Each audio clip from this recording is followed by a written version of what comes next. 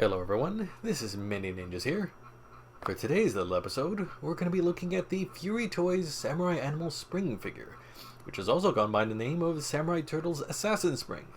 But generally speaking, it's a legally distinct Leonardo from the Teenage Mutant Ninja Turtles. As you can see, the main box itself is fairly nondescript, a little bit of warning message, no real copyright or anything going on there.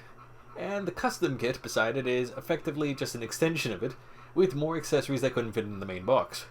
Speaking of which, the figure comes with a lot of accessories, and well, the presentation is definitely a thing, and I mean that in a positive sense. Quick height check, top of the helmet there is about 5 inches, but the figure itself is really more in the 4.5 inch scale, closer to where the original Ninja Turtles figures tend to be.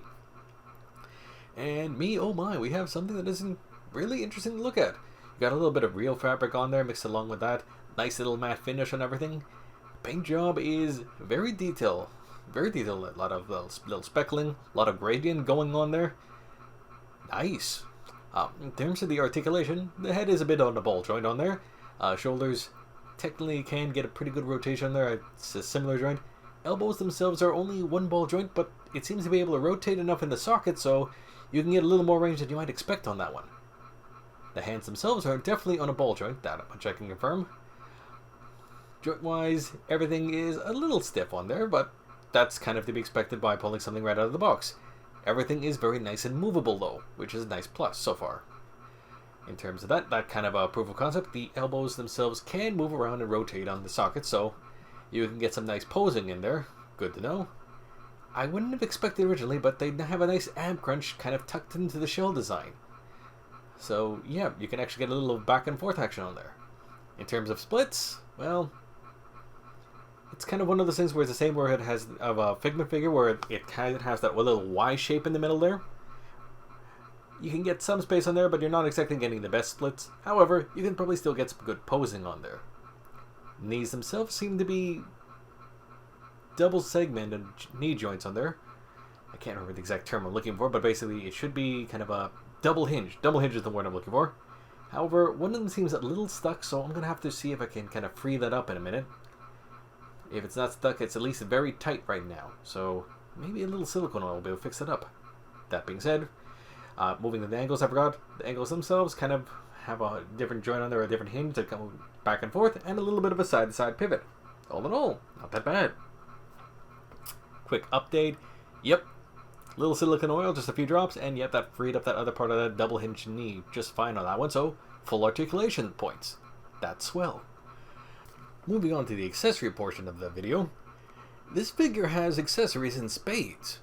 As we pull out the Ninjato out of that particular scabbard there, keyword, this is a Ninjato, not a katana. Katanas are curved blades. Ninjato's straight.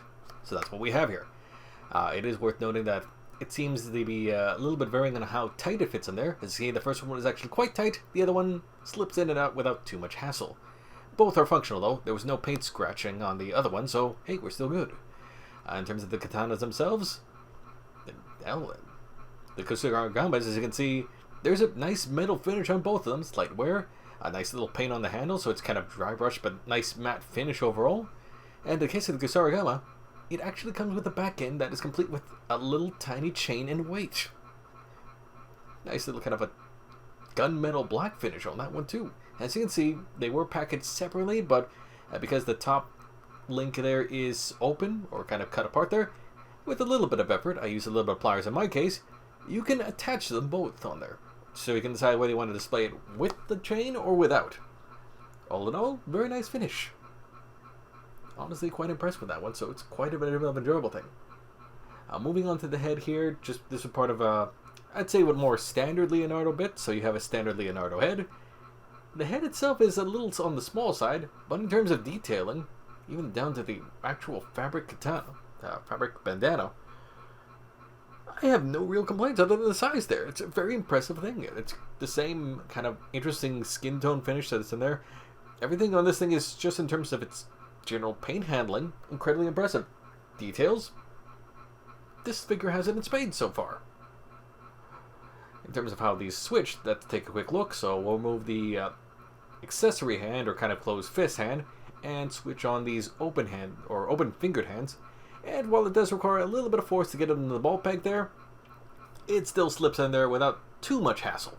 And you still get the full range of articulation on that one, full range of motion. So that is a rather nice thing to have on there. Just a proof of concept here, the actual swords themselves can peg into Leonardo's back on there. You got the nice little gaps there, and they peg in there, no real problem. Little effort, little push, but they fit on there, and stay on there pretty well. One thing I will note, at least on the copy of the figure that I have here, is, as you can see from me trying to mess with the weighted end of the Kusarigama here, at least based on the pictures, it seems this thing is supposed to be able to slip through the fist in order to go on there. But, at least on mine, it is a bit too snug to actually pull that off there. I'd say probably a little bit of sanding just to kind of expand a thing like a few millimeters probably would fix the job, so it's not the biggest of issue there. But it is a thing worth noting that it is a bit of a tight snug fit, and I figure it's supposed to handle that way rather than trying to put the hand in there and then attach the chain after the facts. Although that would be another way to get around it in my own personal case.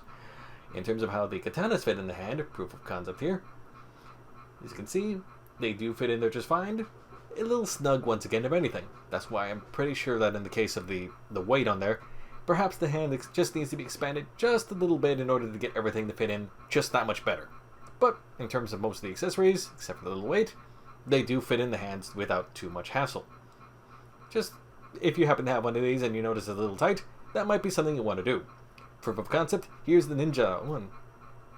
Oh, I just realized I called it katana earlier in the video a second ago. Here's the Ninjaro. Both of them in hands, as you can see, they fit in just fine and are really nice and in scale with the rest of Spring here. I have to remember to call him Spring because this is not Leonardo. It's different, yes. Once you remove the head on here, you can see the actual scarf is also removable on that one. It's not tied onto the figure there. And of course, you can slip on the more recognizable Leonardo head on there. It does take a little bit of force, though. At least on the one I was there. Maybe I was just fudging it on the wrong angle, but once you get it on there, honestly it fits on pretty nicely, and you get the full range of articulation on there. Full range of rotation up and down and to the sides. Once again, I think it is a little tiny on the body there, but at least I can see what they were going with approach there, so I can't fault them too much on that. All in all, I am incredibly impressed by this thing. Where did Fury Toys come from? Well, this particular toy we picked up on a lark. I do believe, actually no, I already know that once the pre-order opens for the next toy in the line, we are absolutely going to pick that up. That's going to be Summer, aka Donatello, and we'll be probably releasing at some point in the new year. I'll give you more details once I know more on that one. For now though, just want to send a little extended thank you for everyone that's taking the time to join us over here at Ninja House today, during your holidays, which hopefully you'll be enjoying as well, and find a little time to spend with your own toy collection. So from my house to yours, Merry Christmas, Happy Holidays, and take care.